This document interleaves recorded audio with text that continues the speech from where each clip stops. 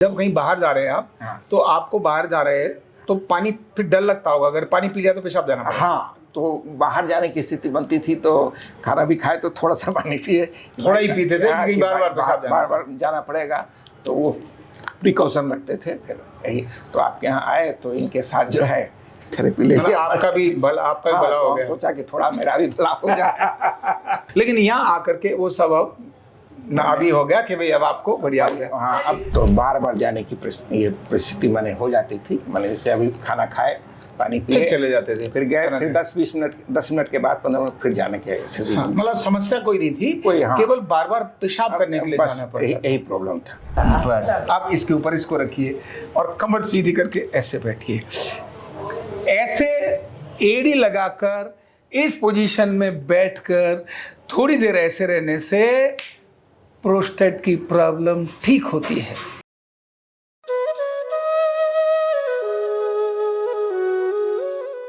Card number 23466, Shri Atul Kumar Varnwal. उम्र बढ़ती है तो प्रोस्टेट की तकलीफ होने लगती है, और अभी तो उम्र बढ़ती क्या है, जिनकी उम्र 50 साल है उनकी भी प्रोस्टेट की तकलीफ होने लगी है। और प्रोस्टेट की तकलीफ कैसे पता चलती है? यूरिन बार बार आता है, कंट्रोल नहीं होता है, पूरा ऐसा लगता है ब्लैडर खाली नहीं हुआ, या फिर फ्रीक्वेंटली यूरिनेशन होता है। शुगर वाले व्यक्ति को भी ऐसी तकलीफ आती है, लेकिन आरोग्य पीठ में ये अर्धनारीश्वर चिकित्सा इस फ्रीक्वेंटली यूरिनेशन को भी ठीक करती है। ऐसा हमारा नहीं, इनका कहना है। क्या अतुल जी सच में कुछ फर्क पड़ा है? ये ऐसी आपने कह दिया नहीं अच्छा हूँ, ये जो लिखा है यहाँ 70% लिखा है, क्या लिखा है? पहले 50 बोला, फिर 70 बोला है ना। क्या सच में कुछ फर्क पड़ा है या ऐसे ही लिखवा दिया है? नहीं, कुछ फर्क तो पड़ा है। क्या फर्क पड़ा है, थोड़ा बताओ, मैं कैसे मानूं फर्क पड़ा? नहीं, ऐसा है ना कि ऐसे हमको कोई टोटली कोई प्रॉब्लम शारीरिक नहीं है। इधर 4-6 महीने से ऐसा महसूस होता था कि बार बार, और मैंने यूरिन जाने में भी कोई परेशानी नहीं, कोई तकलीफ नहीं, किसी तरह का कोई दर्द या किसी तरह की बात नहीं होती। तो बार बार जाने की ये परिस्थिति मैंने हो जाती थी। मैंने जैसे अभी खाना खाए, पानी पिए, चले जाते थे, फिर गए, फिर 10 मिनट के बाद 15 मिनट फिर जाने के स्थिति। मतलब समस्या कोई नहीं थी, केवल बार बार पेशाब करने के लिए जाना पड़ता। यही प्रॉब्लम था। हाँ, बाकी लड़के मतलब बाकी सब ठीक है, सब चीज़ ठीक था। संयोग से हमारा एक साड़ू का बेटा डॉक्टर है, MBBS। तो उससे बात हुई तो बोला कि मौसा जी ऐसे जो है आप टेस्ट करा लीजिए, टेस्ट वोस्ट लिख के दे दिया। तो संयोग से इनके साथ हम आए। तो आए थे इनको इलाज कराने के लिए? बस अपने इलाज के लिए हम अपने इलाज के लिए नहीं आए थे। अच्छा, तो इच्छा हो गई, मेरा इससे बात हुई, इनसे हुआ कि कहें कि ऐसा कीजिए कि आप भी 2-4 थेरेपी ले लीजिए 2-4 और देखिए कि क्या फ़ायदा क्या नुकसान होता है जो बात।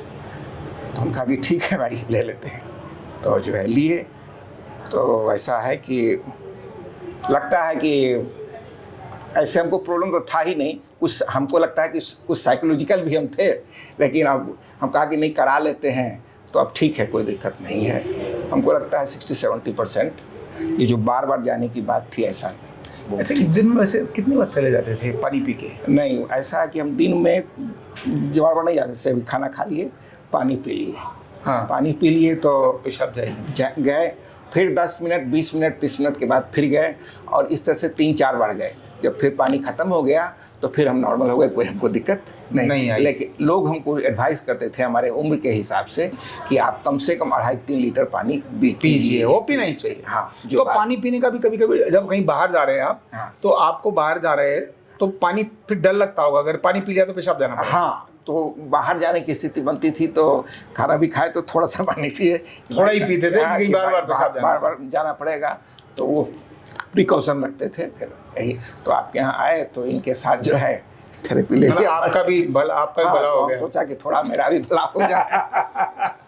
तो मतलब बहुत समस्या नहीं थी, केवल पानी पीकर थोड़ा ये डर लगता था कहीं बाहर जाएं कि बार बार पेशाब आएगा, कहीं जाएंगे तो डर लगता था कि भाई, इसीलिए पानी उस समय बाहर जाने उससे पहले नहीं पीते थे। खाना खाना है तो थोड़ा पानी पिया है, मतलब बाकी सब ठीक था, केवल इतनी कष्ट था, इसीलिए पानी नहीं पीते थे, है ना, यही था मामला। लेकिन यहाँ आकर के वो सब अब ना भी हो गया कि भाई अब आपको बढ़िया हो गया। हाँ, अब तो हैं? ये इधर भी कुछ जाम था मामला। ये हमको तो नहीं पता चलता था, वो अरे वो लोग क्या है, घर वाले लोग बताते हैं जाम है। अच्छा, इनको अपनी कठिनाई वैसे भी है ही, कहाँ कठिनाई थी, कठिनाई नहीं बाकी लोगों को लगती है। जैसे हम बटरफ्लाई वाला आसन करते हैं, तितली आसन ना, ये बैठ के जरूर करते हैं, लेकिन इनकी पैर वो कंपटीशन करा दो, इधर आ जाओ। इनकी मतलब नहीं होगा। इधर आ जाओ, इधर आ जाओ, इधर आ जाओ, और पास में इधर मुंह कर लो। अभी देखते हैं कंपटीशन करके बटरफ्लाई किसकी बढ़िया होती है, करके दिखाओ। चलो सवाल ही नहीं। शाबाश, वाह, ये समझ आ रहा है। ये देखना, ये मैं आपको बहुत सारी चीज बता रहा हूँ भाई। जिनको ऐसी तकलीफ होती है ना, जिनको ऐसी तकलीफ होती है, उनको यूरिन की समस्या आती है। क्या बोला मैंने? ये डायग्नोसिस की बात बता रहा हूँ। जिनको ऐसे करने में तकलीफ होती है, ये घुटने नीचे नहीं जाते, उनको यूरिन की समस्या आती है, उनको प्रोस्टेट की समस्या, क्या बोला मैंने, आती है। डायग्नोज के लिए तरीका है ये। देख लो व्यक्ति ऐसे नहीं बैठ रहा, इसका मतलब आज नहीं तो कल प्रॉब्लम यूरिन की आएगी। जो ऐसे बैठता है ना, ऐसे बैठ जाता है, उसको प्रॉब्लम नहीं आती। इसीलिए आसन के अंदर एक आसन का नाम है मोची आसन। नाम क्या है? मोची आसन। ऐसे मोची बैठता है, प्रोस्टेट को नीचे दबाकर, और यहां रखता है वो अपनी वो ऐसे करके, देखा ना, ऐसे बैठेगा यहाँ इसको, और यहाँ अपने वो रखेगा, एड़ी को अपने यहाँ प्रोस्टेट ग्लैंड के पास ऐसे रखता है, और ऐसे करके वो अपने जो भी काम कर रहा होता है, एक पैर आगे रखे ना इसमें ऐसे, उसको कभी तकलीफ नहीं होती। इसीलिए कहते हैं प्रोस्टेट की प्रॉब्लम ठीक करानी है, यूरिन की प्रॉब्लम ठीक करनी है, तो मोची आसन करिए। कौन सा आसन करिए? मोची।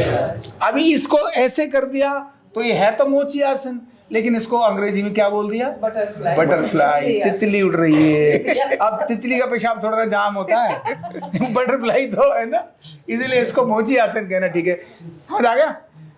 ये नहीं कर पा रहे। ये बैठते थे, इसको कोशिश करते थे कि दोनों हाथ से ऐसे दबाएं, लेकिन करके सर ये देखो, तो जाम है ना। तो भगवान इसको ठीक कर लो, आपका परमानेंट।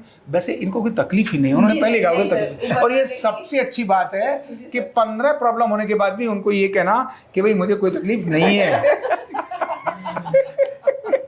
ये अपने आप में बहुत अच्छी बात है ना, कि उसको क्यों, अगर मानी बैठे तकलीफ है क्या, तो तकलीफ है फिर तो बढ़ जाएगी। अब मुझे अच्छा लग रहा था बार बार करते, देखो मुझे कोई वैसे कोई तकलीफ नहीं थी, बस खाना खा के पेशाब करने में बार बार जाना पड़ता था। खाली हो गया तो ठीक हो गया। फिर वो कह रहे थे केवल कहीं जाता था तो कम पानी पीते थे कि बार बार पेशाब आएगा, और बस में बैठ के जाना है ना दूर कहीं, उस दिन तो पानी की छुट्टी करते थे, बोले नहीं यार कम पानी पीना है, डर ही लगा रहता था कि, और एक बार अगर शुरू हो जाए ना प्रेशर, उसको रोकना मुश्किल हो जाता है। ऐसे ही होता है ना, बस में जा रहे हो और एक बार मैसेज आ गया, महसूस हुआ। उसके बाद तो बस वाले को जाके कहा था भैया तू कहाँ रोकेगा? वो कहते सर मैं वो टोल पर रुकूंगा। वो कहता यार तू टोल यही बता, रोक। समझ आ रही है? तो यूरिन वालों के लिए ये ध्यान करने की चीज है। ये बटरफ्लाई ऐसे करना शुरू करिए, जैसे अभी आप करके ये बैठना शुरू करिए। ये वाली एड़ी को बिल्कुल नीचे, ये एड़ी को यहाँ प्रोस्टेट ग्लैंड के साथ टच करिए, और फिर ऐसे बैठ जाइए थोड़ा सा। बस आप इसके ऊपर इसको रखिए और कमर सीधी करके ऐसे बैठिए। ऐसे एड़ी लगाकर इस पोजीशन में बैठकर थोड़ी देर ऐसे रहने से प्रोस्टेट की प्रॉब्लम ठीक होती है। करके देखो, तब जाके अपने वीडियो को फैमिली फ्रेंड्स को शेयर करो। ये पोजीशन यूरिन की समस्या को जबरदस्त तरीके से रोकती है। ऐसे ही दूसरा तरीका, कंधा दर्द, गर्दन दर्द, कमर दर्द, गैस, एसिडिटी, माइग्रेन बहुत सारे रहते हैं, और अगर घुटनों की बीमारी आ गई तो एक एक कदम पहाड़ जैसे लगने लगता है और जिंदगी बोझ बन जाती है। बीमारी की कोई उम्र नहीं है। आरोग्य पीठ लाया है बिना दवा, बिना साइड इफेक्ट के इतनी भयंकर बीमारियों को रिवर्स करने का जबरदस्त तरीका, वेलनेस न्यूरोथेरेपी। तो देर किस बात की, अभी फोन उठाओ, कॉल करो और अपने रोगों से, अपनी बीमारियों से परमानेंट छुटकारा पाओ।